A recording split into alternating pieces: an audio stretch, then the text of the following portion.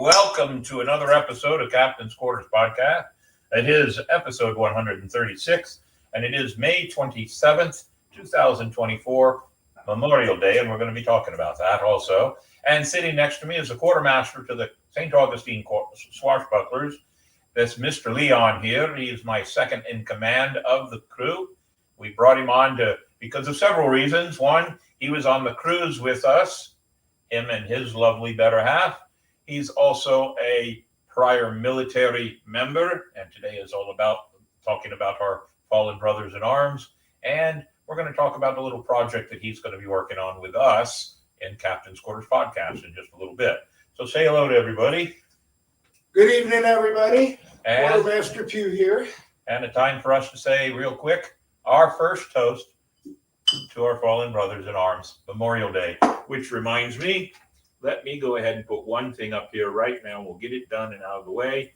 People that don't understand what Memorial Day is, truly, this is for you. For those of you who wear the uniform, we celebrate you on Armed Forces Day. That's the third Saturday of May. For those of you who currently wear the uniform, the first one is used to wear the uniform. Those who currently wear the uniform, you get Armed Forces Day. I read that all wrong, didn't I? All right, let's start over. Veterans Day. Veterans Day, November 11th, is for those who used to wear the uniform. Armed Forces Day, the third Saturday in May, are for those who currently are enlisted in and wear the uniform. Memorial Day, the last day of May, is for those who never made it out of the uniform, who were lost serving their country, and for that we celebrate. Maybe celebrate's the wrong word, but we do show them honor. Remembrance. And for tonight, I broke out a wonderful bottle of Diplomatico, one of my favorite rums, right there. So that is for those that don't know the difference or needed just a small reminder. Who's our show sponsored by? Our major sponsor is the Pirate and Treasure Museum down in St. Augustine. And of course, everybody knows that I'm one of the tour guides, but Mr. Leon is also one of the tour guides down there too. And he does some of the tours alongside of me. So we yelling at fourth graders. Yes, fourth and fifth graders. Oh, aren't we lucky? Yes. Shiver me timbers. Now, ladies and gentlemen, let's see. Will the historian, did they throw you shackles and toss you in the brig for piracy, Captain? No, they did not. You mean on the cruise? Not at all. Hey, good thought. Incognito. Don't bring it up again. Let's see. How do you find out about our show, ladies and gentlemen? Get on that QR code. Go to YouTube. You can watch us every Monday night at 8 o'clock Eastern Standard Time and be a part of our show. We love it when you join our show and have a good time joining and listening to all the things we provide. I see Ransom Mayhem is on. Anthony is on. Zachary is on. And Will the Historian is on. So we have the Panhandle, Michigan, and Alabama represented here for tonight's show. And I didn't give it any thought, but participation in tonight's show might be kind of small because it's Memorial Day and people probably had a good time this weekend. So we'll see what happens. On that note, though, ladies and gentlemen, we always go with 8 bells as our start off. Sponsored by the Rikers Reenacting Family. They do Spanish, they do British, and they do pipe. They are a good, solid crew members of the St. Augustine Swashbucklers. And on that note, Davey, we have what, 8? 9. 9. Is it because I gave you a last minute one? Somebody passed today. So. Oh, okay. I squeezed them in. All right, very good. So let's start off. Let me get up here close so I can read. Samuel John Butcher, an American artist. He was mainly known as the artist behind the Precious Moments brand of characters based on American Christian themes.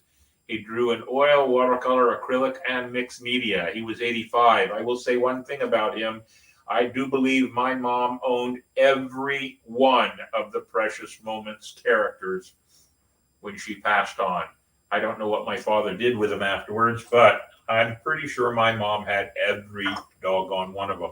I have 1 or 2 around here that my mom has given me and or my wife, Kara.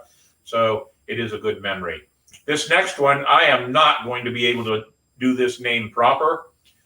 It is Jan Adreza Paweł Kaczmarek, and we'll leave it at that. A Polish composer, he wrote scores for more than 70 feature films and documentaries, including Finding Neverland, for which he won an Oscar and National Board of Review Award.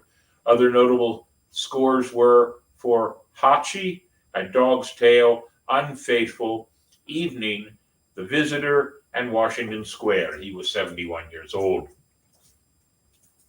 Richard Morton Sherman, an American songwriter who specialized in musical films with his brother Robert B. Sherman. Some of the Sherman brothers' best-known songs were incorporated into live-action and animated musical films, including Mary Poppins, The Happiest Millionaire, The Sword and the Stone, The Jungle Book, The Many Adventures of Winnie the Pooh, Chitty Chitty Bang Bang, Snoopy Come Home, Bedknobs and Broomsticks, The Slipper and the Rose, Charlotte's Web. Their best-known work is It's a Small World After All. That there is an earworm for you. Written for the theme park attraction of the same name. According to Time, it may be the most publicly performed song in history. He was 95. That is the one I sent you last minute just today, David. So you got it in there. Douglas Lloyd Ingle, an American musician best known as the founder and organist, primary composer, and lead vocalist for the band Iron Butterfly. Ingle wrote the band's iconic song Inagata da Vida, which was first released in '68. He was the last surviving member of the classic 1967 to 69 lineup. He was 78 years old.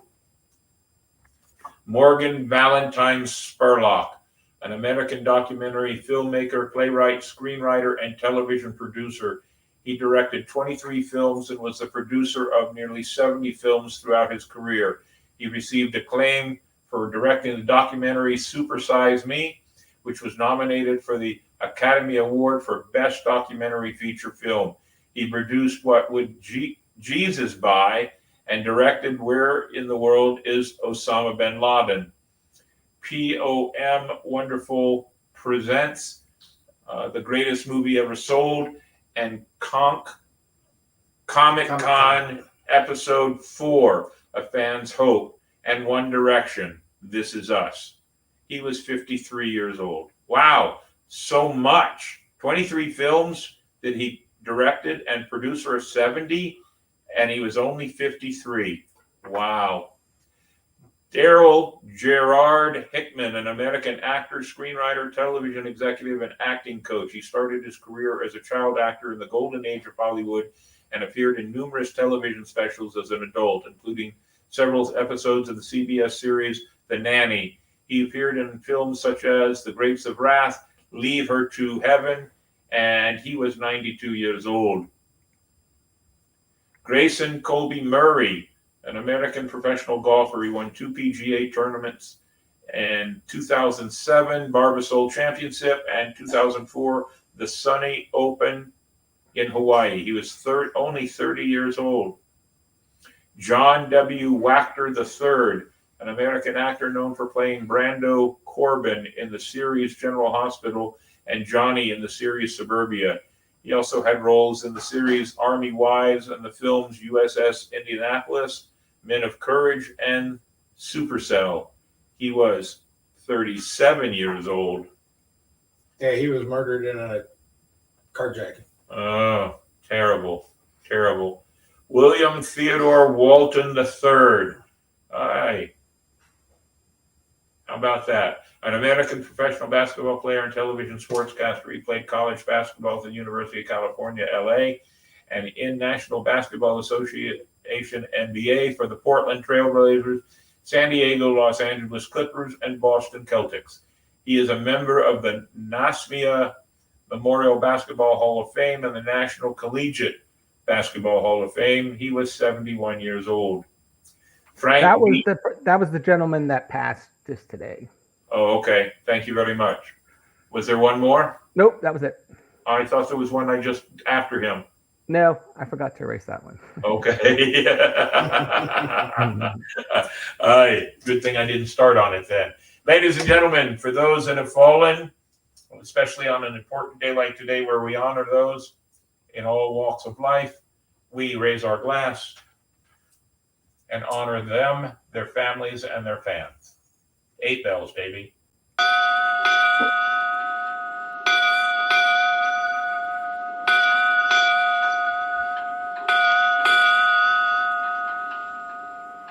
Aye, good job. Very good.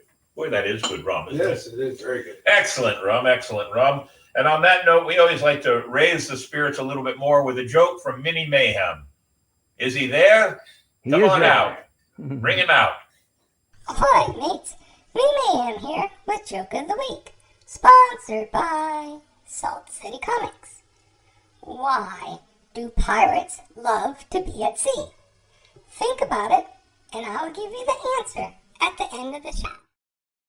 All right. There's many answers for that one.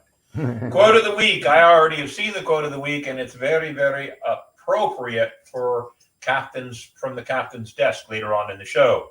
Davey, show us that. Sponsored by Spyglass Travel. If you want a good walking tour of St. Augustine, ladies and gentlemen, catch up with my friends Kevin and Angie at Spyglass Travel. They'll walk you, exercise you, and teach you the history of the oldest city in the nation. Check them out, Spyglass Travel. The single biggest problem in communication is the illusion that it has taken place. That's a good one. Yeah, think about it. So. Very appropriate for what I hope to talk about tonight. The single biggest problem in communication is, there you go. So, we threw a new segment in here called National Day of. There are 3 things. Let's see, National Cellophane Cake Day, National Grape Day, National Grape Popsicle Day. And don't get your cellophane cake mixed up with your grape popsicle. Could have disastrous effects. But those are the 3 today. On top of that, it is Memorial Day. So before we ask the question of the week, Davey, do you have a Memorial Day bid? I do. Well, let's go ahead and see it. All right. There it is. I see it coming. A time for hanging at the beach, barbecuing, even catching a few laps of the Indy 500.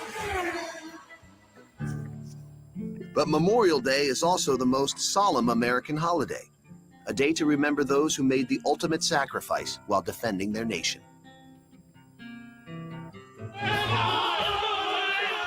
The Civil War, America's bloodiest chapter. Over 600,000 soldiers killed in action. Almost every community in every state suffered the loss of young men.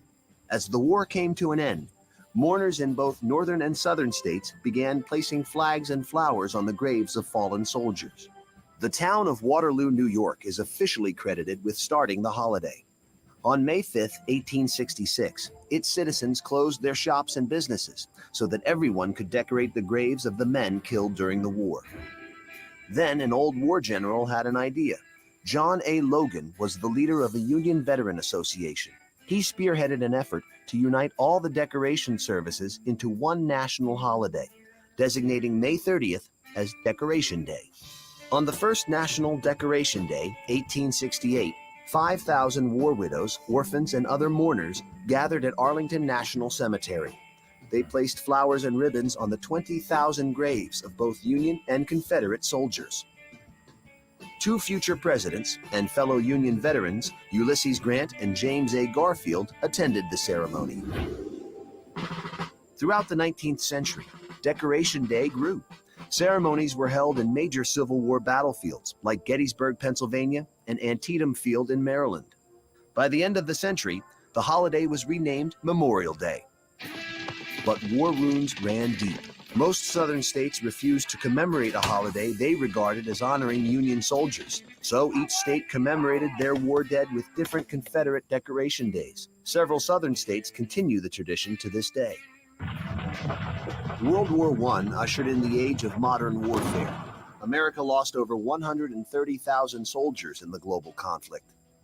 This shared experience finally bonded America's North and South. When the war ended, May 30th became a day to honor all American soldiers who died in battle as far back as the Revolutionary War. America interred its first unknown soldier in Arlington National Cemetery on Armistice Day, 1921. Every Memorial Day, this soldier and other unknown soldiers are honored with a wreath-laying ceremony conducted by the President or Vice President. They are reminders of all those who never made it home. Memorial Day became a federal holiday in 1971, and Congress shifted it from May 30th to the fourth Monday in May, giving federal workers a 3-day weekend. All across America, veterans and civilians still gather in parades and vigils to remember the generations who gave their lives for their nation's freedom.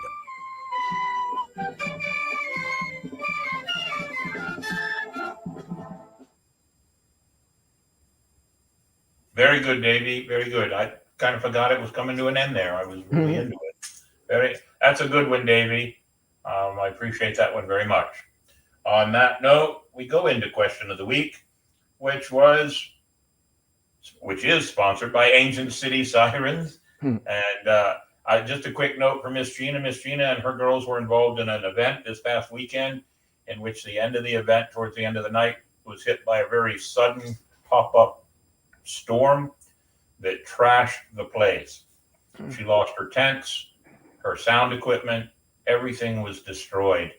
And there are some people on the internet that are making efforts to try to give or send over or slip some support to her in financial means.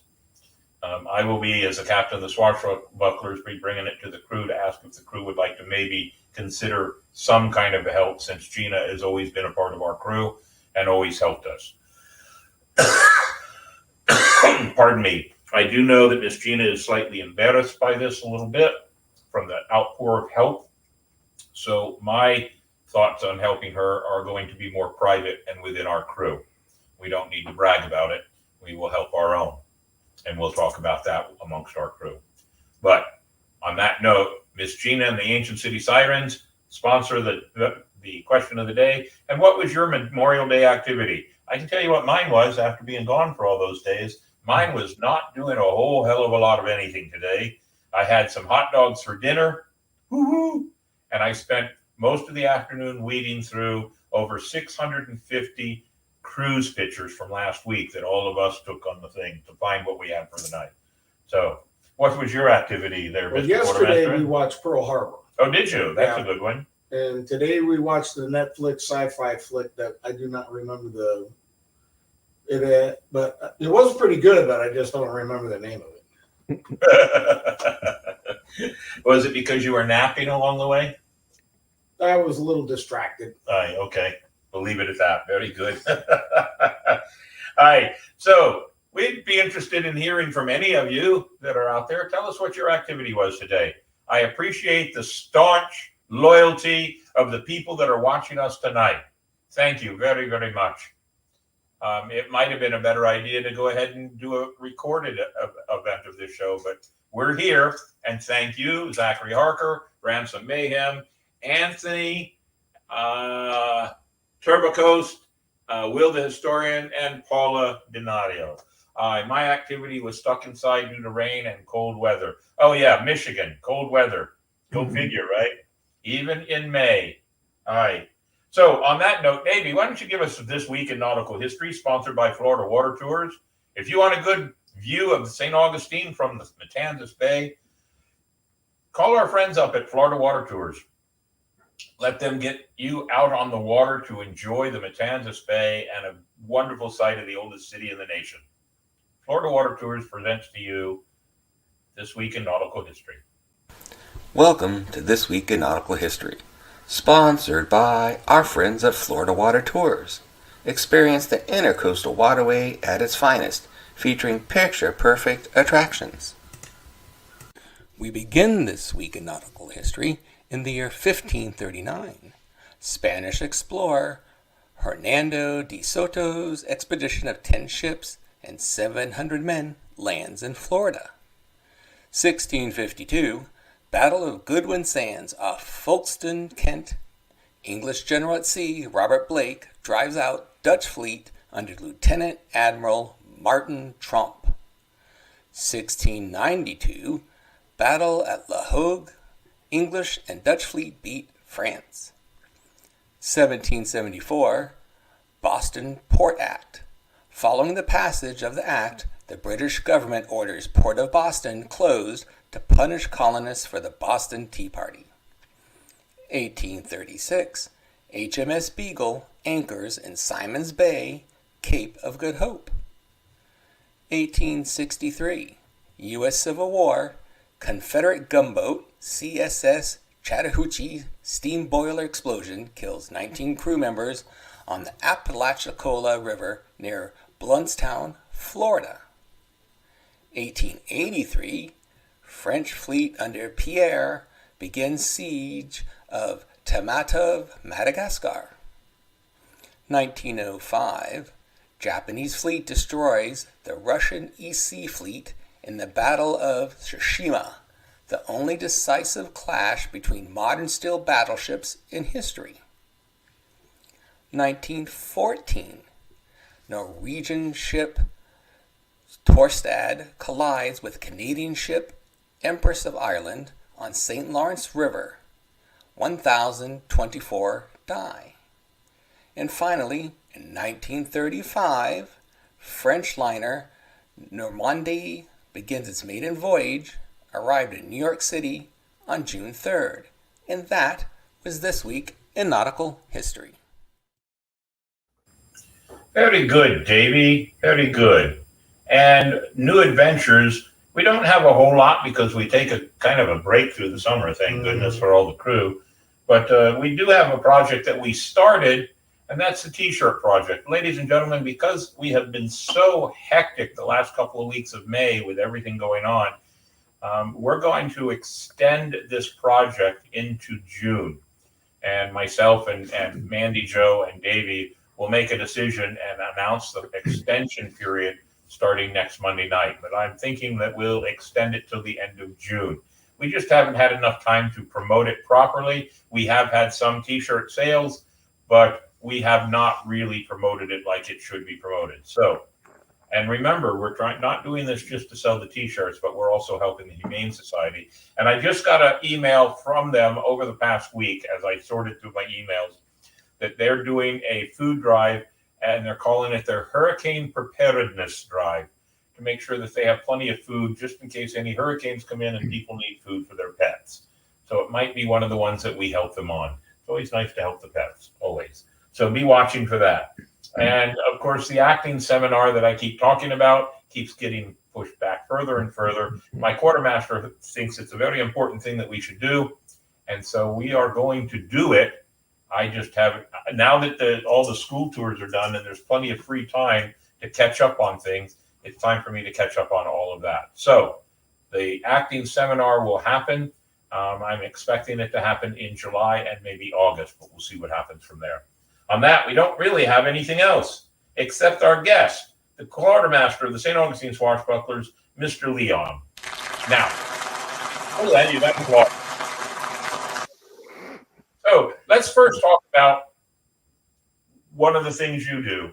Besides being prior military and prior law enforcement, you're now pretty much retired, living a life of grandeur, rum in your hand all the time, or at least a good whiskey or two.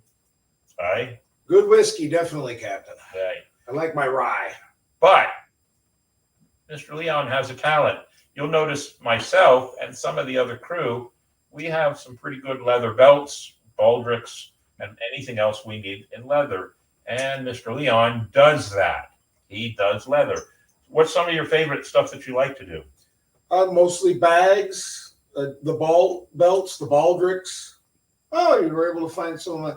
Those were all sporrans that I made for my wedding for all the men in the party. That's right. Aye. And there was some more that I did that had already been given out. Yes. And that's the kind of work he does. I've still got my sporran, and he put playing cards on mine because I do magic. You made each one of those pretty much specific to the owner. Yes, I did. That's a thoughtful talent. How long have you been doing leather? Since about 93. Okay. I learned it at the Arts and Crafts Center at Fort Knox, Kentucky, when I was stationed there. My dad did the same thing. A lot of the MWRs around the military, Army, and Air Force, at least that I know of, they taught and set up leather stations for the men to make things. You know the reason for the MWR craft centers? No. Originally, it was to help out soldiers and servicemen that had been injured, Giving them some rehabilitation. giving them some rehabilitation so that they could get their dexterity and things back and be able to get back in the fight. So I have a holster. I also have a leather case that holds playing cards because it's more in a Western style. You don't see it upon my pirate person as much anymore, but I still have those. And my father passed away 2 years ago now, I believe it is. And so I still have those in my collection. My dad is represented in this room somewhere over by the TV set, I believe. No, wait, right there. The red, white, and blue urn up there. That's my father. I have a portion of his remains here on our show every week. There it is. So we've come up with a project, at least the start of a project. I'll kick it off and then you explain it. But we've come up with an idea that we're going to do a video of you doing a very, very, very simplistic leather bag. Correct. Now, it's not necessarily going to be a follow-along tutorial that you would get all the material and do it yourself right away, but just to give you some sneaky tips and hints on how to do it if you're just starting out. Go ahead and finish in. And how I want to make it no more than a 3-piece bag. You can do a belt bag or a shoulder bag with just 3 pieces. So you could get one of the hunks of leather from one of the Hobby Lobbies, or you could find an old jacket or old leather skirt or something like that and be able to make this bag. It's just making a rectangle, sewing that together, and then making your flap, which is making your belt loop, which is another rectangle. And then I'll show you a little trick on how to make a leather toggle button fastener. So the first one that we do is basically just going to be a way for you to see within what do you think this is going to be, about a 20-minute video, if that? If that. We'll probably have to speed up a few of the things because I'm not going to use all the tools I have. What I am going to try to do is show you all the tools that you could use that you already have laying around the house so that you don't have to spend all the money to figure out whether this is something you really want to do. My first awl, which is what you use to poke the holes in the leather with, was an ice pick. So that's how simple it can get. And if you need to make holes spacing out, because we talked about this at the beginning, you need to make holes along the edge of your project so that you can do some sewing, so to speak. You can use a fork. It's got the even tines, unless of course you've been stealing them from Denny's. They might be all over the place. But generally, you can just use those tines, and that'll give you that even spacing, so you know where to punch your holes, so your stitches look nice and even. So the first one is going to be just kind of a helpful hints and show you how it can be done. But down the road, we've already been talking about putting a extra channel. We can create other channels on our YouTube channel. And so we're thinking about creating a channel where that if you pay money, you have access to that channel. And 2 perfect examples.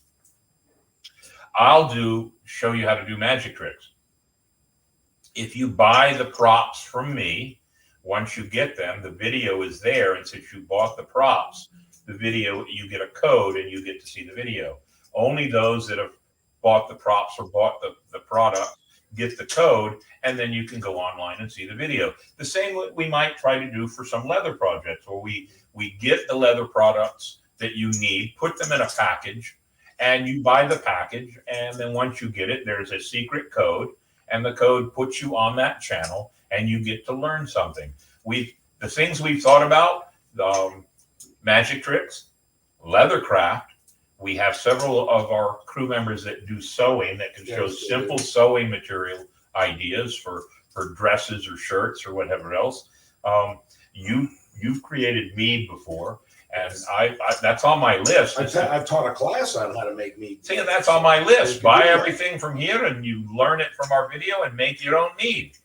and we won't even require you to give us a portion of it back. You can keep it all. But those are 4 things that we've thought about trying to do on this channel that will enable the channel to make a little bit more money. Not much. We're not going to try to, I'm not going to sell you a magic trick for $100. I sell you a series of card tricks and you get the deck of cards that's proper for it with maybe some gaps and whatever else. Same with the leather stuff. So we're looking at directions, and we have all summer to plan this because we now have reached that monetization with YouTube that we're allowed to do all these different things now. And we're even creating a private channel just for school teachers. So school teachers can go, and we're going to create, and I have almost 50 pirate crew members that can help me create short 15-minute videos that are in that private channel that only teachers have access to, that they can use those for their school class. And any money that is derived from it, a certain portion of it goes into the charity fund of the St. Augustine Swashbucklers. So to go back to teachers. Because we give a lot of money to Inc. So it is kind of a roundabout way that the money may come back around to us, but back into the hands of the teachers once again, because Inc. is one of our big sponsors that we like to work with. So we're dreaming up all kinds of ways, and I'll be quite frank with you. You know, I've been with the Pirate Museum for 13 and a half years. That equates to about 10,000 tours. That's a lot of tours. And the last January, February, March, and April of this year has been outlandish with the number of tours we've done. We've never had this heavy first 4 months of the year. I've been completely wore out. I've fallen behind on things because I'm tired, and and I'm getting older. I'd rather do some things that are a little easier, like tutorials and teach you magic tricks, and have some of my friends share with me on this project that could become very, very big.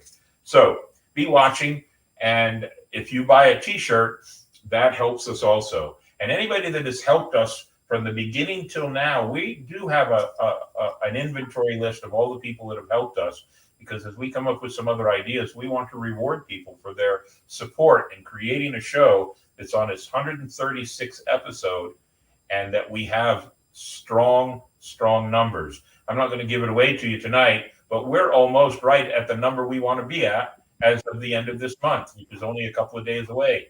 So we'll see what happens. Upon that note, though, that's our project. But the other thing we wanted to talk about was myself and my wife and Gene and his wife, Leon and his wife, Jean. And let's see. You know what? I'm not going to tell you everybody that was on there. We're just going to have a good time. I need to go over into a different segment. Davey has been teaching me how to do more and more stuff with all of this that we do. So let me start with, let's see what I've got here, all the way down here. Let me start with, let's do these 3 videos first, and then we'll go into that one right there. So let's start with this one. We're going to do a slideshow. I'm going to show you stuff that we did while we were in Nassau, we were in Turk, and we were in Amber Cove. And before I go any further, let me show you that right away. Where is that picture? It is your map. Where's my map at? Navigator, where's the map? There it is. Thank you, baby. We leave Port Canaveral. We go all the way down to Nassau in the Bahamas. Then we go all the way down to Amber Cove, then back up to Turk, and then all the way back up to Port Canaveral. We left last Sunday and returned this past Saturday morning. So it was Sunday to Monday, Tuesday, Wednesday, Thursday, Friday, Saturday. It was 6 days that we were out on the water, and the weather wasn't great, but it wasn't bad. We did have a lot of rain along the way. The only disappointment I had from the weather was the fact that I didn't get to sit on my balcony on the room and stare at all the stars when you're out away from everything. I didn't get to see that night full of stars that I was really looking forward to. And I checked for it also, and I just didn't see it. It just didn't come out. Even the last night when there was no rain, but it was hazy. Even turned off as many of the lights in the room as possible so it would give me a backlight, but it wasn't there. Just wasn't there. But we had a good time nonetheless. And on that, let's see, what did I put in here? I put in, let's go all the way up to here.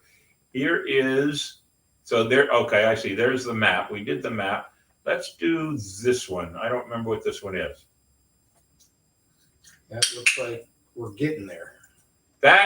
Now that is in port in Nassau, but I, from the fort. From the fort, looks But like. I just wanted to show this because that big ship in the background is our ship. That is the Mardi Gras. Look at the size of that ship compared to the other one, which is also a Carnival Cruise Line ship, but that was the Freedom. I believe so. I think it was the Freedom or Liberty, one of them. One of the two, and a much smaller ship. But look at the size. Most of us were on, our cabins were on deck 10. All the food venues, the buffets, were on deck 16, but there was still a deck 17, 18, and the very top 19. And I went up to do the water slides. And when you're standing up there doing the water slide, you can look around and see everything. You're as high on the ship as a person can be without climbing on one of the radiators. Pardon me. Blimey. All right. It was only 4 that time. It was only 4, I know. But look at the size of that ship. There were, from what I understand, this is the second largest now ship in the fleet, and they had as many as 13 to 1,800 employees on the ship and 3,000 to 4,000 people on board the ship for a good time. That would be crew, Captain. Crew, of course. Yeah. Or I could be really bad and say slaveholders. Yeah.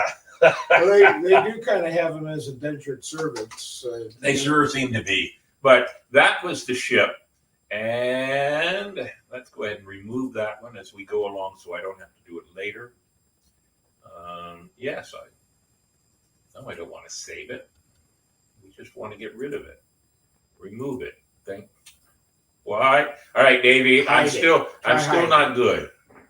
There it is. That's what I want to delete. All right.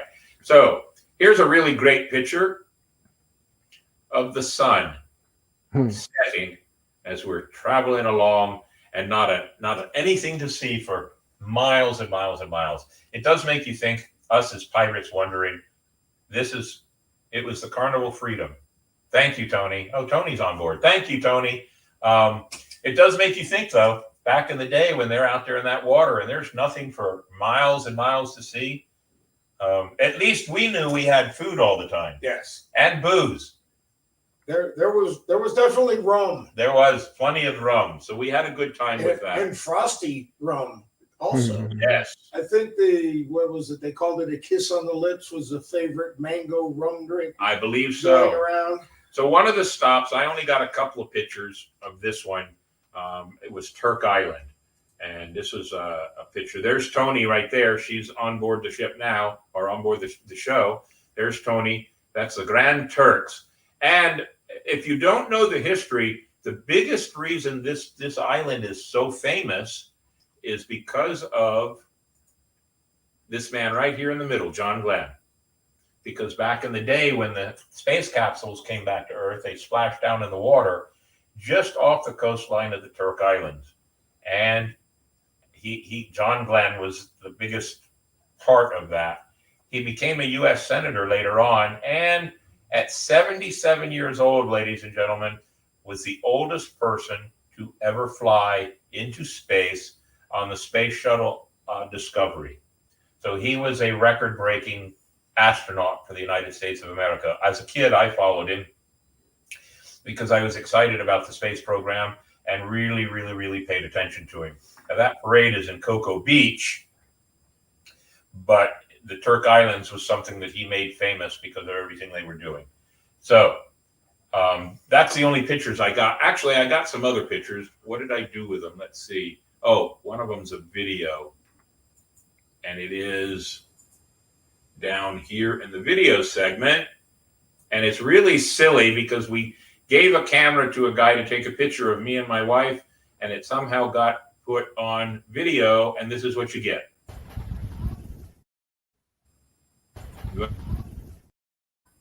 Here, one more. So they have a whole display out there. of the space capsule and the signs talking about the history of the space program and how the Turk Islands are a very big part of it. You needed some rum? Oh, well, thank you, Captain. There, have some rum. Yeah, you're a big boy. You may pour it yourself. So that was Turk Island. Now, that wasn't the first stop. Our first stop was, let's see. Let's first go to this one here. Now, that's Tony looking for a new boyfriend. Like that? Yeah. Since she's watching. Yep, that's Tony finding her a new boyfriend. But let's go all the way this direction. This segment is just meant most of the crew that were on board together with us. There's some of us, there's 4 of the ladies looking like pirates at the Pirate Museum in Nassau. There's Jean and Tony and Kara and Paula. And I think there's another one. Yep. There's me and Ed and Tina and Janice, all looking like pirates there. Ed looks terrible with blonde hair, I do must say. Yeah, he looks terrible. It doesn't fit him. And let's see, who else do I have in here? There's Tony and Grace on one of their excursions around the island. There is Ben and Tina. That's at the stairs, it looks That is at the stairs. I got some good pictures of that too. Do we still have the video of that? You know what? I do have a video of it in here somewhere. Where is that video? Let's see. I think it's it's down in the videos. Yep, these are the videos. Let's see. It is. Hold on. Hey. Do that again. Hey. Everybody thinks we're the Fonz all of a sudden. We're gone back in time. Look at this. We're at Queen's Staircase. The Queen's Staircase leading up to the fort. Wait. Oh, now you're showing them. Very good. So, every one of you, we'll show you on our podcast all our pictures, but this is the start of our first day of adventures here in the Bahamas. Everybody say hi. Hi. Very good. Thank you. More to come. So there's Tina and Ben. There is, I already did that one. All right. There's me and my lovely better half on the stairs inside, leading up to the casino, in fact. No, of course not. No, not the captain in the casino. No. There's Casey and Bill, Mm-hmm. other reenactors that joined us along the way. They're good friends of Gene and Leon.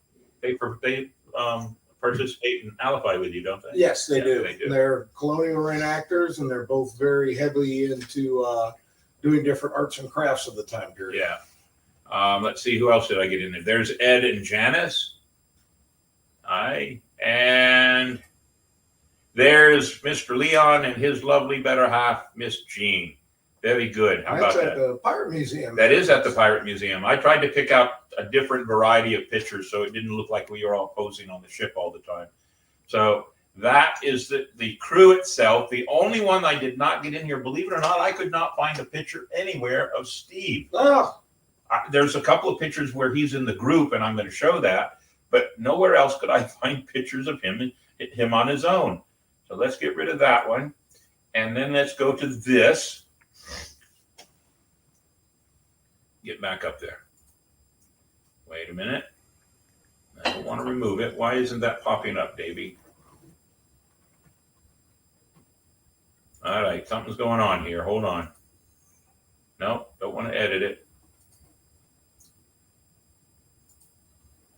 No. It's not popping up, Dave. Do you see it there at the bottom? There It goes. Why wasn't it doing it for me? I don't know. But All right. So there's the Queen's Staircase, named for Queen Victoria, who became Queen of the United Kingdom in 1836, also known as the 66 Stairs. They serve as access to the fort, which we went to the fort. There's a few pictures of us at the fort. Over time, paving has reduced the number of steps to about 64, so they've lost 2 steps. Inflation. Several other stairways were cut along the edge, and the The ravine is the remains of the stone quarry. See if I can show you that stone quarry there. And that's it looking towards the stairwell in the back, because off to the left was the restrooms. So the stairwell is kind of hidden by the trees right in there. Davey, can people see my cursor? No. Okay, darn. Here I am pointing with my cursor and nothing happens. Oh, well. So there is the Queen's Staircase. And then we went around and walked around. We decided not to take the big tall stairs. Most of us were already worn out because it was an uphill walk all the way from the ship to here. Mandy There we are. did. What's that? Didn't Mandy go? Mandy and Bo went up the stairs. But they're from Utah. They're crazy. And they're younger. They're used to mountains and stuff. All flatlanders. That's true too. So there we are at the top waving, and on top of this small fort, very small fort. There's Ed exactly where he belongs, in jail. That is the jail cell inside where they held prisoners. It's not very big though. There's savory characters. There's Steve right now. Steve is right there In the middle. I think that's at about 11-inch howitzer right there. It was big. It was big, and there were some other ones inside the fort too that were just as big. And that's at the foot of the stairs that we just showed you the picture. And there's everybody. Let's see, 1, 2, 3, 4, 5, 6, 7, 8, 9, 10. There was 5 missing, and that would be Bo and Andy and Casey and Bill down ahead of us. We were all too wore out to do that. And that's me talking with the local establishment picture taker. He gave us some information about the steps, and I wanted to take a picture of him because, well, I had to tell him my hat was better, but he argued with me. So it was a very fun day roaming the stairs and seeing the history of that. There's 2 guys that will remain nameless for now, standing there just to take a picture. And, oh, look at that. There's the captain. He's in jail now, too. You wouldn't stay there, though. I wouldn't stay. No. That's because there was no rum. Aye. If they'd put rum in there, I might have stayed. But there was no rum, ladies and gentlemen. It was shaded and rather cooling in the It box. was cool. I can't say that. But it was humid and muggy that day. It was really bad. Really, really bad. Later on in that day, we went to the Pirate Museum of Nassau. And let's see if I've got anything for that. Let's see. That would be this first one. Guess where we're at? Yes, the Pirates Museum of Nassau. And look at all this. We are going inside here in just a minute. The crew's already down there looking it all over. And we'll take some pictures along the way and show everybody the Pirate Museum of Nassau, Bahamas. Some of the things on the wall look really cool. Look at that. They know how to do it. So, as we make our way through, we'll show you everything we can. Maybe take some more pictures and add it together. Till the picture taken, aye. And we make our way in to the Pirate Museum of Nassau.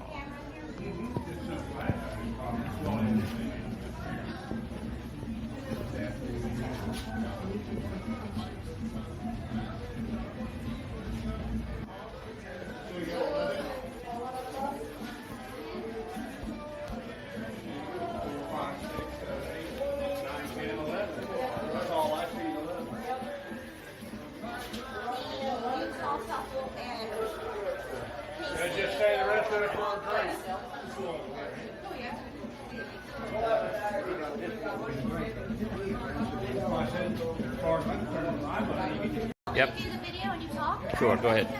It's on video already. Okay, go ahead. All right, very good. We found our way to the Pirate Museum of Nassau. They don't know what they're in for, that's for sure. But you're going to. We'll take some pictures and have a good time, and you'll see us on the podcast next week. Aye. So I will say this: they, as the quartermaster said, they were very, very cordial. They gave us a nice discount for all of us being there together as a group, and since 3 of us were tour guides in another pirate museum, they were really cool about it. So I enjoyed the museum. I did too, Captain. It's much larger than our museum in St. Augustine. Yes. They have more dioramas in it, but we have a lot more artifacts. Yeah, we than have St. Augustine. we have many more artifacts on pirate history than they do. This museum was more of a storytelling museum. Correct, I believe That's so. the way I look at it. But the dioramas were wonderful. We've got a few pictures of them here. And the stories they were telling were all historically correct as far as I could figure. Yes, From yes. my limited knowledge, you were looking at. I didn't find any holes in most everything they had posted anywhere in there. I found no holes in it. They were pretty spot on with everything. I enjoyed the museum. The scenes, the dioramas. Now granted, probably nothing in there is authentic. Maybe the plates in the background. Maybe probably not the barrels. Most certainly not the cannon. But 10-foot rule. Yeah. So it was. But the dioramas were wonderful. It was just, look at that one there. That looks almost real. Mm-hmm. I mean, it really, the scenes were wonderful.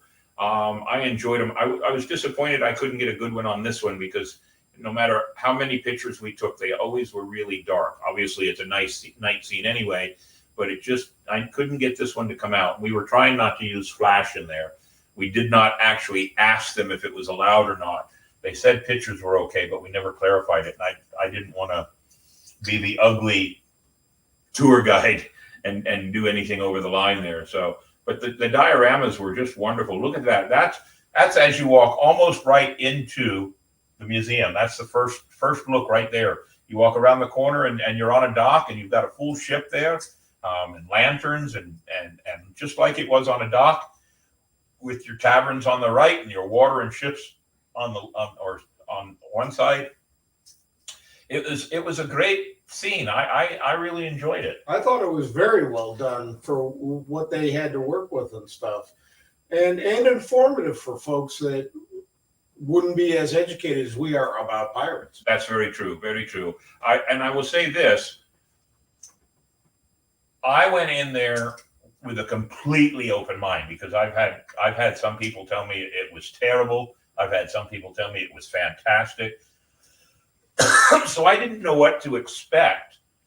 So I was very open-minded by it when we went in, and I really enjoyed it, because it was, granted, this might be a prejudicial statement, but we are part of the greatest pirate museum in the world. But this would be a close second. It would. On ones that I visited. I can't speak of anything else, but I thought it was pretty well done. There's a quartermaster and his lovely down below deck of the ship. Who's that fat guy my wife is with? I don't know. We better have a talk with her. I don't know. And make sure she knows that she better be watching who she's hooking up with. Watch out with this below decks thing. Yeah. But I mean, the scenery and the way it was set up, it really was good. And I only put 9 or 10 pictures in this file just to show you. There's a Blackbeard image right there. It really was. I can't say enough about it. It was really very good. I liked it. I enjoyed it. We got some good pictures. We had some good time. Their gift shop, that's the back end. That's the very first thing you see when you walk in the ship or walk in the museum. And then if you're looking at the back of the ship, the aft part of the ship, if you go to your left in the picture, that other scene that shows down the side of the ship and the storefronts and everything, that's what you see. That's the first thing you see as you walk in the ship or in the museum. It's a wonderful setup. And I had a good time. I really, truly did. There's another one of the pictures at the very end. And as I said, I took only 10 pictures. So it was really good. We got some really great pictures of the crew itself, all standing together and having a good time. There we all are, hanging out there. I only grabbed a few. As I said, I went through about 650 pictures, but I didn't want to bore everybody to death. I just wanted everybody to see. There's all of us on the staircase there. Yeah, all of us. And all 15 of us are in this picture. All of us are in this picture. And there's the staircase. And as you can see by the look on some of our faces, the answer in general was no, we're not going up those stairs. No, we're not going up those stairs. Find another way, which we did. We did. We found another way back down through the crevice. And there's a picture. This one needs to be blown up. So there's Tina and Ben in there, and there's Jean trying to take a picture of them, and they're trying to smooch and do all kinds of things. And I just got up on the rock and jumped in front of them. And Grace got that picture. My feet aren't touching anything. I'm actually in midair. She got that picture pretty good. Very well done, Grace. She got that right there. I've left the rock behind and I'm trying to land on the rock in front, but I'm up there in the air. Yep. This picture can be labeled, "It's all about me." There we all are. We went to a social meet and greet, and it was in one of the comedy clubs, and we all went there. And we went because it was set up for us, but there were other groups there. And we went because we were told it was free booze. And it was. It was free booze. Yeah. And we sat there, and we sat there, and we sat there, and we're all expecting something to happen. Well, we were drinking free booze. But we were drinking free booze. Screwdrivers got rave reviews. I had 4 drinks in an hour there. I heard the rum runners weren't so good, but the screwdrivers. Well, if you drank 4 of them, they were really good. Yes, I had a good time with them. So we all got up on the stage and took a picture, and so it's one of the other pictures we got where all 15 of us are all together having a good time. It was a lot of fun. And there's some of us out on that's at the top of the fort that we showed you pictures of earlier. And if you look in the background over our shoulder there, you can see the ships off to port there. From that point at the fort, that fort was called Fort Fincastle.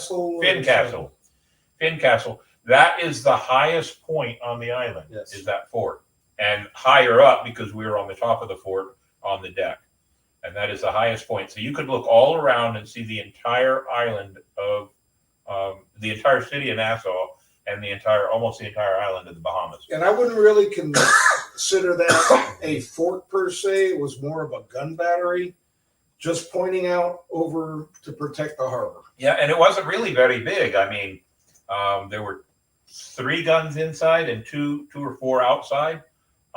It was not that big, and if they had a troop that was more than 30 people, it would have been crowded. I believe so. Yeah. So, and they were big guns. I didn't get a picture of those guns on their tracks. I thought that was interesting also. There's all the ladies of our group. At one of our dining room events where we got to have dinner all together, dressed fairly nice. And there is all of them. Let's see. Janice, going left to right. Janice, Paula, Tina, Jean, Kara, Tony, Mandy, Naria. All of us, all of our girls. So that's 1, 2, 3, 4, 5, 6, 7, 8. 8 out of 15. That means there were 7 of us guys. And none of us got thrown overboard. No, didn't get thrown overboard, weren't lost at sea, but that's a really good picture. And I think that's all I did of those. That's all the pictures. I have one other picture I want to show everybody. I think I've gotten all of these. I've gotten all the videos. Let's see, I've got a couple other pictures up here, maybe. What's this one? I put that in there, Captain. Why don't you explain that one? How you got your nickname, Captain Plunger? Yeah, I now have the nickname Captain Plunger. I will give you warning. It'd be best you make sure you know when to use the proper title. But here's what happened. That slide is the go down feet first slide. And about 2/3 of the way down, I stopped moving. Quit moving. I wasn't moving very fast along the whole way anyway. I literally got stuck in the tube. There was not enough water flowing to move me along. I raised up my back and my arms so I could get more water to push me down a little bit more. I got down to the flat part, but it would not move me out of the tube. And I was laughing so hard at the situation, I could not get up. I'm crawling feet first, which is not easy to do, out of the tube. And the attendant comes over laughing his hindquarters off and walks through the water and gives me a hand and helps me to stand up. And I still can barely move because I'm laughing so hard. I was hurting. So I swear to this day, ladies and gentlemen, I will always swear this. I believe there was just not enough water running through the tube. It was not my fat arse that kept me from going through the tube. Gotta grease your cheeks, Captain. Yes. So I have now been given the name Captain Plunger. Nickname. Nickname, yes. Nickname. So be best you know when to use it. Good one, Davey. You got me on that one. Kara was laughing so hard she could barely take the dadgum picture. So that was a good one. I think that is everything I picked up for the crew. Let me make sure. Yep. Sure, go ahead. So I have one more to show everybody. It was strange, just to say none the least, but let me find the picture. It should be, is that it? Oh, wait, I do have some other pictures to show. Oh, I forgot about these. I have these pictures to show. Here we go. This is, thank you, Miss Gina. Look, there were pets. Every morning we come in and find towel pets. Now, I know many of you have been on these cruises before, but we got some pictures of the towel pets. There's, I don't know, that's a dog. Then there was another dog. Then there was a frog. We never got a frog. And then there was, well, see, they start to multiply now. I'm not sure what the other one is. And then they're multiplying even more. There's an elephant. We got more and more. And I kid you not, some of these towel animals looked honestly as real could be. That looks like a real dog to me. That really looks like a real dog. I'm sure that's just a towel animal, but it looked like a real dog. I'm sure he could bark at you. So that was our. But the towel animals everybody was getting a kick out of them. I wasn't sure if we were supposed to use them or walk them, because I didn't know what we were supposed to do with them. So we had those. That was a lot of fun. I'm removing things as we come across, so Davey doesn't have to worry about it. There's a picture of our ship right there. There is a grand picture of our ship. I mean, that is one huge ship, gigantic. I'm just curious as to, and I made a post this morning on Facebook, and after that post, I had to make another post that humor. Some people just don't have a sense of humor, but there were some things on the ship that just gave us lots and lots of laughs. And I didn't specifically, the brown dog and I were hanging out on Grand Turk. I gave him some food, but we had to get away from the donkey so he could eat.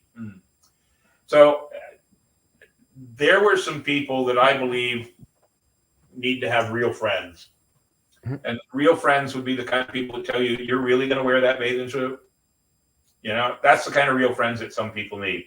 And I swear there's a secret police on these ships to make sure all the people, especially certain people, they don't all move to the safe side of the ship. Yeah. So let's see, what else do I have here? So I've got that one. You go, girl might not always be the proper response. No, and I had somebody get mad at me because they made the comment about body shaming, and I'm going to say this: I did not specifically say anything. You made an assumption, but if we can't laugh at some of this, really, if you can't laugh at some of the absurdity of life, then you're part of the problem, and I'm going to leave it at that. And if that person happens to catch this broadcast, sorry if I hurt your feelings, but that's the way it is. And you were there. So let's see, who else do I have here? I've got this one. That is a picture of the Bahamas. That's Nassau. It's lovely. It's an island. It's full. Nah, it's Amber Cove. Is that Amber Cove? Oh, you're right. It is Amber Cove. That's Amber Cove. That's Amber Cove also. Yeah. I love this picture. I'm going to blow it up because that little gazebo right there on the end of the land there, that's pretty cool. Is that when we were leaving, or? Yeah, we were pulling away and taking that picture. You just happened to be in the bar on that side of the ship. Yeah. Go figure. Well, it looks like you might have been up. I was there too. Yeah. That's on Nassau. That's the big, gigantic Atlantis. We we're told we could go over there, but I was afraid to go over there and get lost. It's huge. I've been in there, Captain. It's really cool. It The is. casino is. It's huge. Let's see. And that is Amber Cove also. You walk through there and there you are. We got off at Amber Cove, Kara and I did, because we wanted to go wander the beach. And we went and wandered the beach and found a place to have some rum. And I got to tell you, I bought 2 rums. It was $20 for 2 rums. They were the strongest rums I had the whole weekend or whole week. And then there's this one. There's another picture of that little gazebo on the point of the island. So we had a lot of fun, but I want to show you one last picture. I think this is the last one.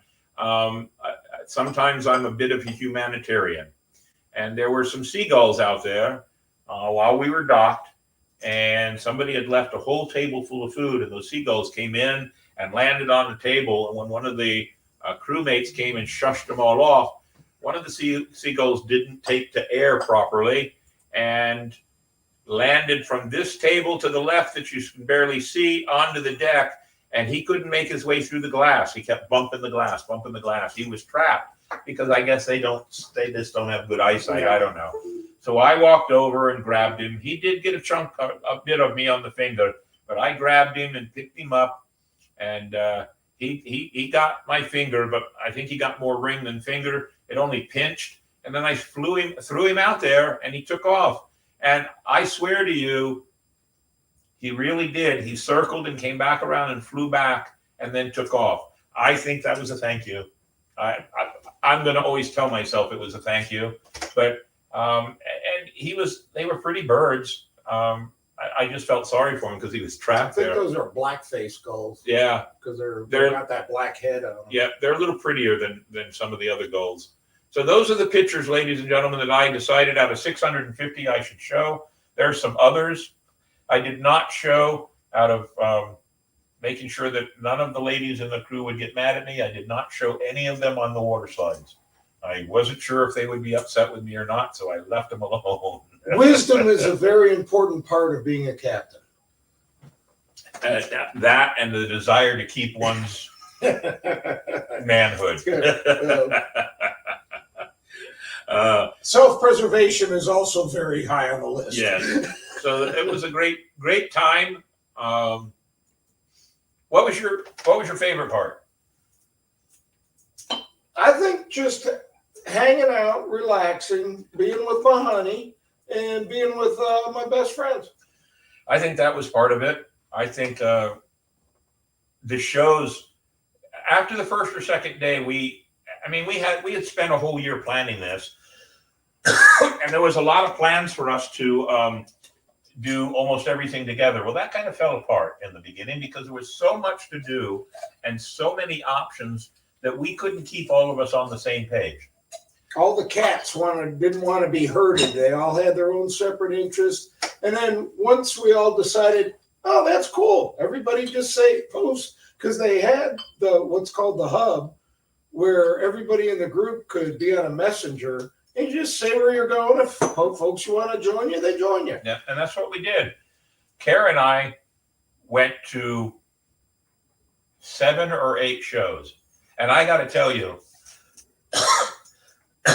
pardon me, these shows were comparable to, if not better than some of the Vegas shows I've been to. They were wonderful. The comedians were great. We saw 1, 2, 3, 4 different comedians. I met the magician. He had 4 separate shows. And the second show he was at, I introduced myself to him, and we talked for a few minutes about the fact that I'm an old school in the magic, and a lot of the stuff he did was old school magic. And then he specifically said, please come and see my last show. His contract ended on Friday night, and he was going back to Knoxville, I believe, where his family is. His father is a magician from the day, and I knew who his father was. So we stood around and talked to him for a little bit after his last show, and we met some of the other entertainers for some of the other shows. In fact, a few of the entertainers are now on my Facebook page and have open invitations to come to St. Augustine and tour the oldest city in the nation and we're going to provide them with tour guides. If it's me, it's me. If any of the crew want to join us, if they ever come on board here with us, I'm gonna go bar hopping. and we'll go bar hopping. I'll go with them. It was a lot of fun to meet them. The cruise director was just hilariously funny. His name is TJ. On the last show, he was on stage. Kara leans over and goes, "His fly is open." I said, "No, that's the kind of pants he's wearing." No, his fly was open, and he didn't know it either. And somebody pointed it out, and the laughter and the hilarity of him being embarrassed. But he was quick. He was quick. He was witty. His stage presence. I can't say enough about the shows. The shows on the Carnival Cruise Line, they're wonderful. This is my first time ever being on a cruise ship. Mine also, Captain. And I truly, truly enjoyed it. I only have one complaint. Oh, the elevators. The elevators. There are 3 banks of elevators on the ship: forward, aft, and midship. There are 8 elevators in each bank. That's 24 elevators. I spent 15 to 20% of our time on the ship waiting for elevators. And I don't think that's a bad exaggeration right there. I'm sure it was 15 to 20% of our time. You know, we were there for 6 days, 5 nights, or 5 nights, 6 days, whatever it is. At 20% of that would be about 3/4 of a full day. See, that's because you went to a lot of shows and did a lot of experiences. Yeah. Many of your crewmates just stayed on deck 8 because there was food, there was booze, and there was a smoking area. Yeah. So, So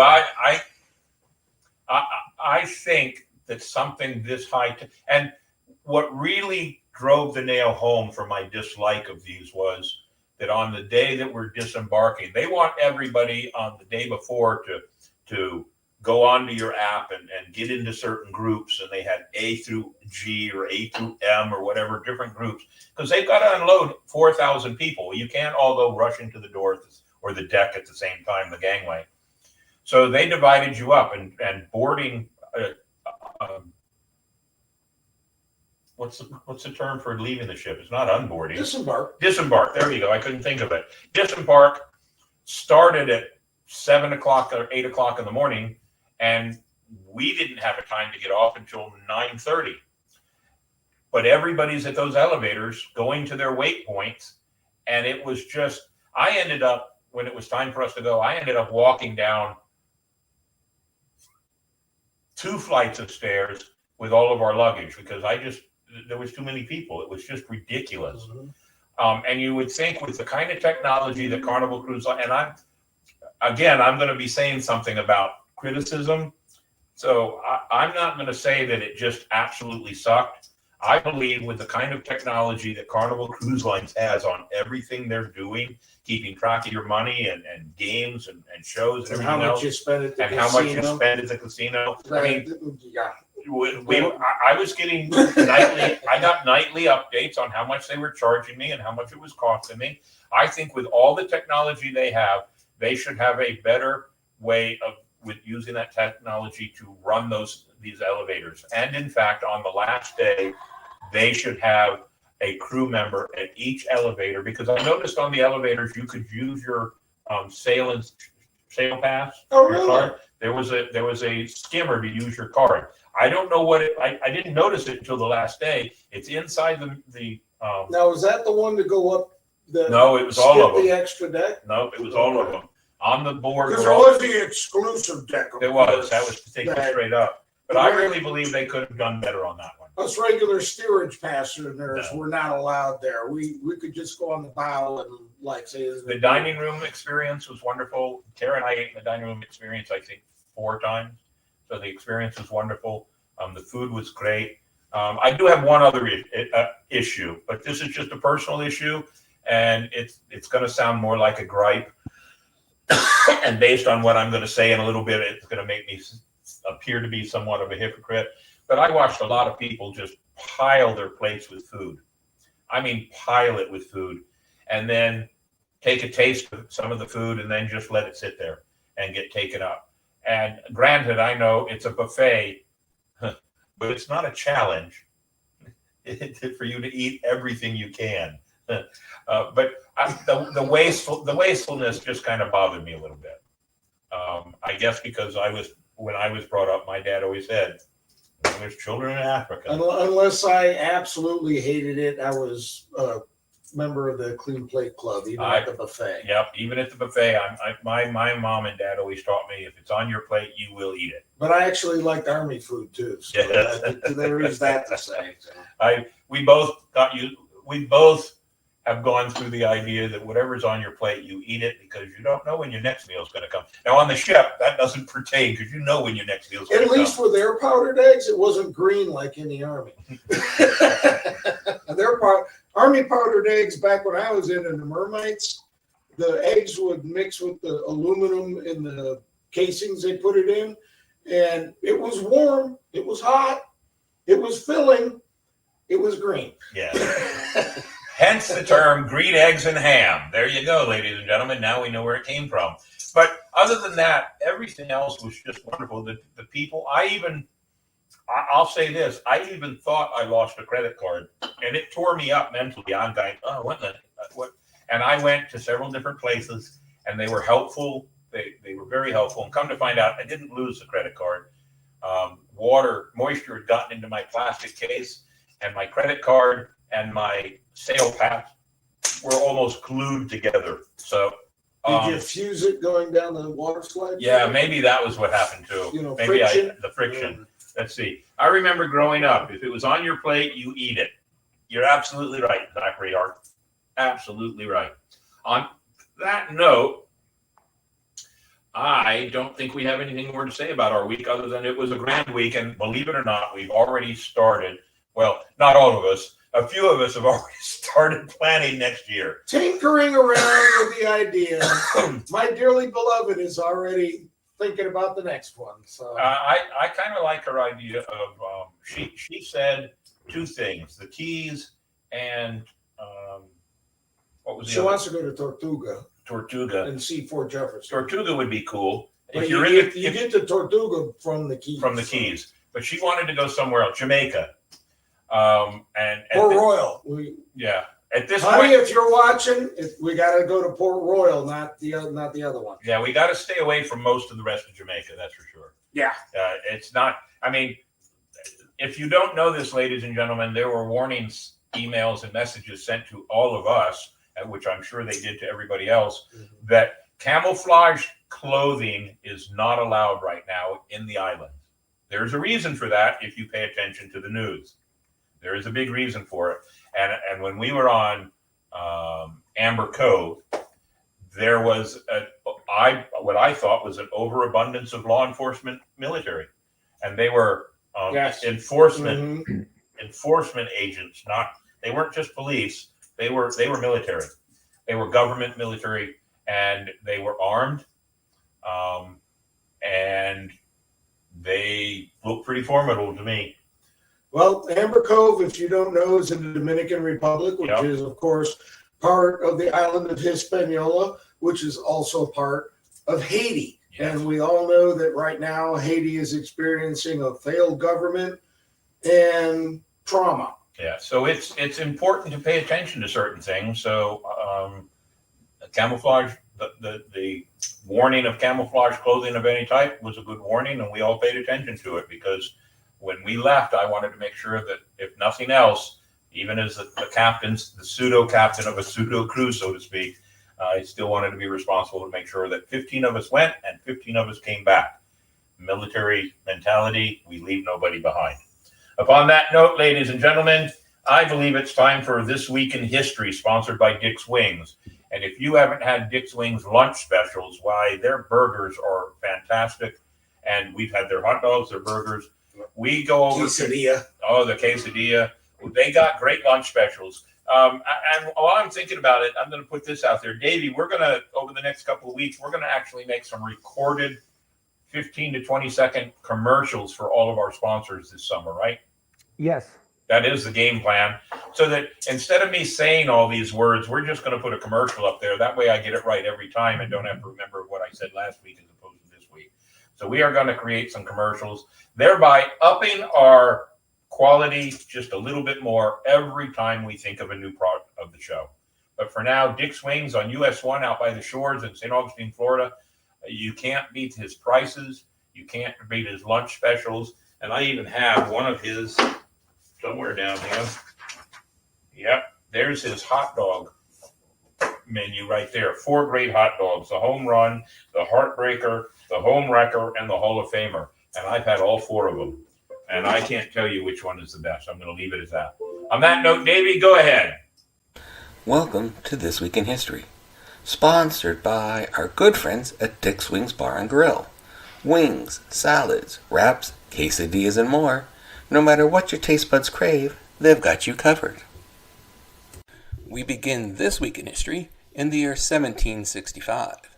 Patrick Henry's historic speech against the Stamp Act, answering a cry of treason with, "If this be treason, make the most of it." 1851, Sojourner Truth addresses First Black Women's Rights Convention in Akron, Ohio. 1879, Madison Square Garden opens in New York, named after 4th President James Madison. 1916, President Woodrow Wilson addresses the League to Enforce Peace, founded in 1915, and gives public support to the idea of a League of Nations. 1919, Charles Strite files patent for the automatic pop-up toaster. 1928, Dodge Brothers Inc. and Chrysler Corporation merge. 1930, the 1,046-foot Chrysler Building in New York City, the tallest man-made structure at the time, opens to the public. 1933, Walt Disney's short film Three Little Pigs released. It got the Academy Award Best Animated Film, 1934. 1935, Supreme Court declares FDR's National Recovery Act unconstitutional. 1942, Bing Crosby records Irving Berlin's song White Christmas with the John Scott Trotter Orchestra and the Ken Darby Singers in just 18 minutes. Becomes world's best-selling single, estimated 100 million copies sold. 1943, meat and cheese rationed in U.S. 1956, Eisenhower signs Farm Bill, allows government to store agricultural surplus. 1967, American motorcycle daredevil Robert Evel Knievel's motorcycle jumps 16 automobiles in Gardena, California. 1996, Space Shuttle STS-77 in Denver 11 lands. 2014, Seth MacFarlane's A Million Ways to Die in the West is released to theaters, MacFarlane's first live-action role on the big screen. And finally, in 2020, SpaceX Falcon 9 rocket launches carrying the Dragon capsule from Cape Canaveral to the International Space Station, first private company to launch astronauts into space. And that was This Week in History. Good job, Davey. There were a couple there that the quartermaster and I were talking about as we went along there. I was not aware that Madison Square Gardens was named after a president. I learned something new every time, and I hope everybody else that watches it learns at least one new thing from everyone you have. And that's the purpose of our show, is to try to share knowledge, because knowledge is a good thing. Upon that note, ladies and gentlemen, it is time for what we are now calling the Captain's Corner, or I'm getting ready to make sure it's officially known as From the Desk of the Captain. And it is sometimes it's mail call, other times it might be a concern. Back in the day, I used to write, and I would write hopefully with a bit of humor to take the edge off of anything I would write. But it was always to pick out something that we need to be mindful of at times. We need to be thinking about at times. We need to be considerate at times. We need to be professional. And tonight I have one that I'd like to read off. And I write them so that I can edit and make sure that everything that I'm putting here hopefully makes sense and does not sound trite or negative. So I start tonight. At times I truly hate cliches, but found them for tonight to be hopefully humorous, a humorous way to attack tonight's From the Captain's Desk. So hold on, because here we go. Calling a spade a spade. That's a cliche. What does it mean? It means that one should speak clearly and directly about things, even embarrassing or unpleasant things. So it's the delivery of our words that we must be mindful of, as well as professional and courteous in our purpose. First, let me use myself and my works as an entertainer as a prime example. I totally realize that not every performance I give is going to be on the money. And in fact, I even know I have had some real flops and some real failures. I have had some true embarrassing situations in my 50 years plus as an entertainer. But I also live by the thought that we do not improve so much from our successes as we improve more from our failures. If given honest, constructive criticism, we can change and improve. Even self-criticism is important if you are truly honest, even with yourself. With all that being said, it is very important and within limits to call a spade a spade. But way too often, people feel the need to enact this next cliche. If you can't say something nice, then don't say something at all. This thought process adds to the problem that changes or improves nothing, in which this creates the idea that everyone feels that they have to be nice because they do not want to rock the boat or create waves, which then gives us the thought in another great cliche, same crap, different day. In other words, nothing improves by our silence. So here's where the problem lies. By not saying a damn word because you are too reluctant to voice your opinion or fearful of backlash when you just kicked the can down the road, and the bad experience is not improved for any others to enjoy, and then the show, the experience, or the event will not improve at all for anyone. There's absolutely nothing wrong with being constructive with your shared words or advice, especially if spoken with facts and points. Words like, maybe the timing of your event was not thought out proper, or a big one that I know Mandy Joe would use, location, location, location, is the most favorite cliche I'm sure she uses often. Or a good point, and one I have failed before in my past endeavors, getting the word out there. Yep, I failed on that. Your lighting was off. One is a magician I've always been mindful of, because without good lighting, magic tricks are not very good. Your sound was off because of ... All of these are lines along positive, constructive criticism and truthful words, even with facts. It sucks, it stinks, was terrible are just examples of destructive criticism and help nobody. Many months ago, a friend who is now no longer a friend did a video, was given some constructive criticism of the video. The criticisms were valid points on the sound and the acting abilities of some in the video. I actually had to agree with the criticism, and none of them were out of line, but spoken by a true professional in the theater world. But for my agreement with the constructive criticism by one friend, I was unfriended on Facebook by the other friend and called many names. Oh well. So in fact, the quality may not improve now because you don't care to listen. But in keeping with another cliche, if you always do what you always done, you'll always get what you always got. It's that simple, ladies and gentlemen. We all can be taken in by smooth words and thoughts that may be pie in the sky, so to think, but in reality, it's just a pig in the poke. It can cause us to believe that everything we are doing towards the good idea is right and just, even if it causes strain on friendships and relationships. We just fall for or believe in something to which our hearts override our brains. A common fallacy in the entertainment world, and one I have been quite guilty of many times. letting people who are the ones responsible for putting on events, shows, videos, or experiences get a free pass because we can't or won't take the chance to be adult and honest about improvements is like taking a whiff of spoiled food, exclaiming, this tastes like crap, then passing it to your friend or someone else who then has to take a whiff of it, and they sample the same terrible smell. I would rather have my friends give me good support in words and advice.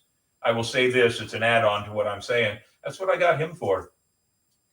He's my quartermaster, and there are times I've made decisions and he's pulled me aside and said, you want to rethink that? I have. And because I've rethought it, things have worked out better. I would much rather have my friends give me those words of advice and support than have the public write me off because my magic, my stage presence, or events that I put together needed lots of work and were just plain crap.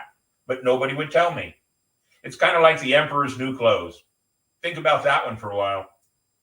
It does a total injustice to talk up a show, an event, or even a person's talent if indeed it truly wasn't a success.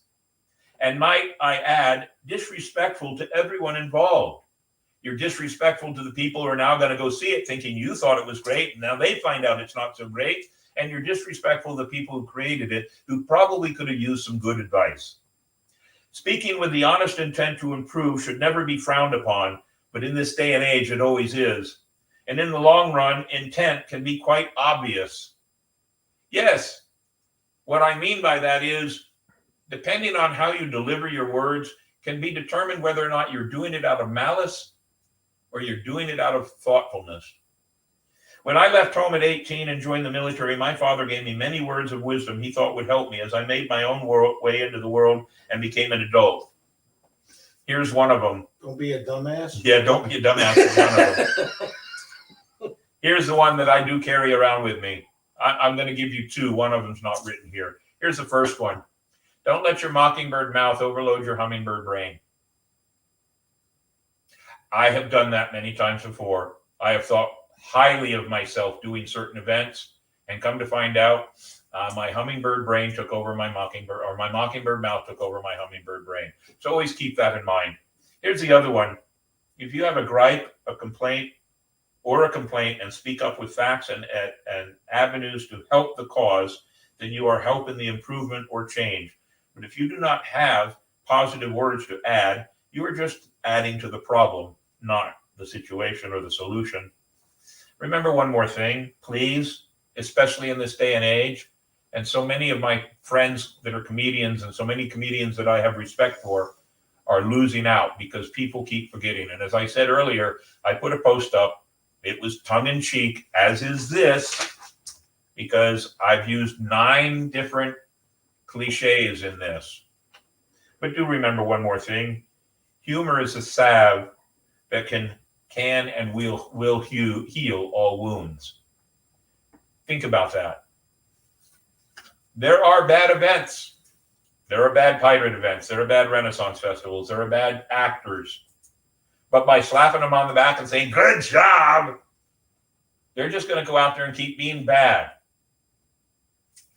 And it doesn't help any of us. So, I used to refuse, and I still do, if I have people that come to me and say, hey, I'm going to do a magic show. Would you come and watch the show and then afterwards critique me? The answer I give is no. And the reason I say no is because you've asked me to be honest, but I don't think you want me to be honest. We can't keep telling people, good job, when they're not doing a good job, because then they're not improving. We live in a town that is nothing but tourists, nothing but. There are so many tours in St. Augustine now. And as a tour guide with my friend here, Mr. Leon, at the largest and most famous pirate museum in the world, I personally have done somewhere between 9,600 and 10,000 tours in 13 and a half years. I constantly get people that tell me, boy, that tour sucked. Not our tours, the tours they go on for other things. If I do a bad tour, or I hurt somebody's feelings, I want to know about it for two reasons. One, I have no problems apologizing for hurting somebody's feelings. None whatsoever. But I'm not going to just say I'm sorry. I'm going to conversate about it. And two, if I'm doing that too often, then there's something wrong with my delivery and I need to improve. But by people slapping me on the back and saying, hey, Mayhem, you're great, I'm not so great if I'm not doing a good job. So just remember that. And let's all work together and have some really great events. There are a few things that happen that you can't control. Acts of God are one of them. It truly happens. I've had to deal with it at several pirate festivals before. And sometimes you make a decision to do something, and most of the time it turns out to be the right decision. But ladies and gentlemen, be honest, be sincere, have facts and ideas, not derogatory words. Honesty is the key. It is, very much so. Very much so. There are things that we've done in our pirate haunted yard at the Colonial Quarter the last 3 years. There are some things that work, some things that don't. I have in my brain, because it's an artist rendition of what I think it should be, I have in my brain what I want it to be. And then when it's out there, sometimes it doesn't always work. And you look at it, in my head, it looks really good. But then in actuality, it's like, wow. And I've actually, and you know this, I've actually walked away going, man, I'm an idiot. I'm a dumbass. This doesn't look anything like what I wanted it to look like. I'm willing to take that. Well, it's because you put fat guys in the scene and it was for skinny guys. Yeah, maybe that's what it is. So ladies and You got gentlemen, fat guys, you got fat guys. keep in mind that we can help each other. We can help each other by positive words. If it's a bad event, it's a bad event. Does it have to keep being a bad event? No. Don't promote it. Hope that the people that run it know what they're doing or learn from their mistakes. It kind of goes back to that thing since we talk about history. Or bring people in who do know how to do it. That's another one. Bring people in. Experience. Yes. You might not always follow experience, but having that knowledge in your toolbox, as they say, is a huge thing. It's one of the things that I respect so much about Pat Croce and the Croce family. They build this great, fantastic place here. And then they find the people that they trust to run it and do what they want it to do. And then they leave them the hell alone. Because they trust in the people they bring in. I try to do that myself at times. Sometimes I'm not that good. Yeah, you picked me up in Louisiana. I did, that's true. So ladies and gentlemen, positive, constructive criticism is not wrong. And if it hurts your feelings, then so be it. But keep humor in mind also. Upon that note, Davey, guest on deck. You can put that thing up there, but we don't have much going on other than July 8th. But I do have a possible sheriff of Pima County, Tucson, Arizona, a lifelong friend of Kara's is going to be on the show. And we're going to talk about law enforcement and sheriffs in Pima County, Southern Arizona. I'm doing it for two reasons. One, I want to help him hopefully get enough votes on that side over there and to bring in people from Arizona, some of the people that we've grown up with, my wife and I, and knew, and expand our horizons. Who would like to come in on that? Yes, you know what? I probably will bring you in on it. So we're bringing him in. The sheriff of St. Johns County, he's agreed to do a show. John Lennox, in fact, he just popped a message up there. He was supposed to be on tonight's show, but his flight changed early this morning. And he's written a book about, he's written several books about pirate battles, sword battles, Navy battles, boarding tactics.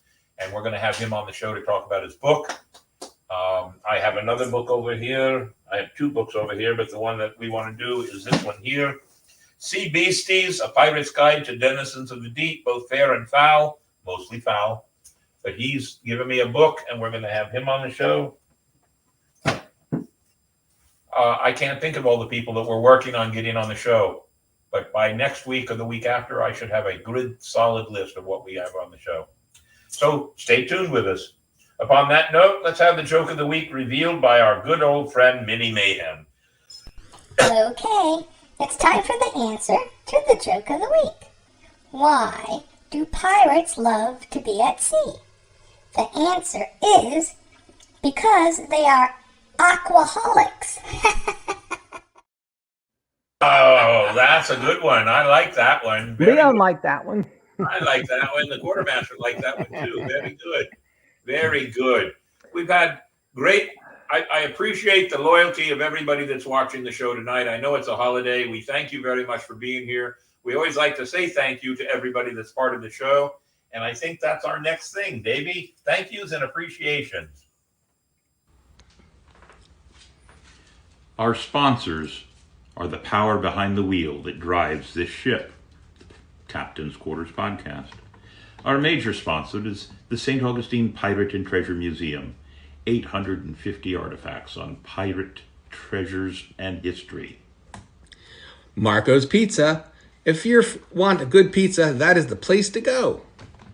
Dick's Wings and Grill. Great wings, but just wonderful lunch specials throughout the week. And Ancient City Sirens, led by Miss Gina and the wonderful dancers. And if you want a great walking tour of the oldest city in the nation, Spyglass Travel will do. And the wonderful talent at Rikers Reenactors. And a great view of St. Augustine can be seen from the Matanzas River, with Florida Water Tours providing wonderful trips upon the water. These are our sponsors, and we thank them wholeheartedly and graciously. Thank you very much, Davey. That's a good one. Show our platform so everybody knows how they can catch us. After the show concludes tonight, it downloads to Spotify and Instagram. Although we're finding out that Instagram only takes the first hour of the show. So we're at an hour and 42 minutes. That means 42 minutes of our show is missing. We're going to try to figure out how to fix that. I'm not sure what to do about it. You can catch us or listen to us on Stitcher, iHeart, CastBox, Apple Podcast, and Amazon Music. We have followers on all of them, ladies and gentlemen, believe it or not. So I'm very pleased and very proud to have that happen. Show our numbers. Do we have a numbers thing, or is it? No, Miss Mandy wasn't able to get it to us, but I know we're only 4 away from that magic one we're hitting. So we have 1,561 subscribers and followers, ladies and gentlemen. I want to get to 1,565. I wanted to be here by the end of the month. There's still 3 more days away. Can we get 4 more by the end of the month? Let's see what happens. On that note, put our email up there, Davey. And I may have a few emails coming in because of some people I've met. So please keep an eye on the emails. I'm going to have to start weeding through them myself. But if you want to contact us, Captain's Quarters Podcast 21@gmail.com. And if the number escapes you, it's because we started this whole operation in 2021. Talk Like a Pirate Day, in fact. So we're reaching our 3rd year, full year coming up in 2024. We hope that you will continue to be a part of our show. Do you have any final words you want to throw out there? No, just looking forward to working with you, Captain, and you and the Navigator on showing some folks some really simple leather working and how you can poke holes in dead flesh and make things. Right, and that's very important. Very, very important. So, upon that note, we've had a good show. We're at 1 hour and 44 minutes. By the time we say goodbye, it will be 1:45. I always like it when we do shows like that because it means that our subject matter and our content was fun and interesting. I say thank you, Miss Gina, for watching. Christina Gibson, Miss Tina was watching. Tony was watching. Zachary Harker. I know my son was on board for a while. I hope he still is. We need to talk, my son, because I want to do something now that I'm back and can concentrate. I want to do something to promote your project that you're doing now with your podcast. So your brother was watching too, Captain. And and my brother Ransom Mayhem in Panama City, he was watching also.